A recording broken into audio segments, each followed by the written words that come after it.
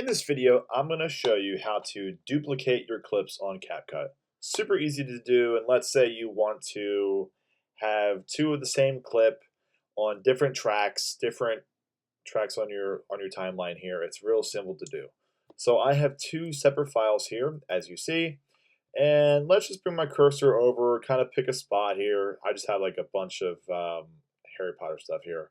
So let's just pick here. I'll go make sure that the clip is selected.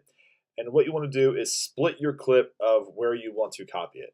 So we're just going to go to the toolbar here and hit split. And let's say I want to copy this clip right here as I'm dragging my cursor over. So make sure it's selected.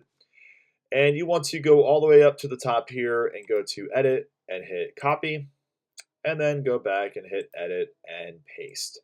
What that's going to do is it's going to copy your clip, and you see it's the exact same clip. I can turn this view off, track is hidden, all that stuff.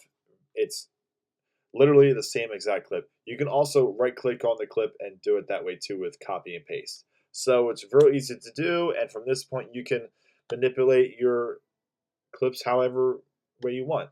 Hope you guys liked the video, and we'll see you next time.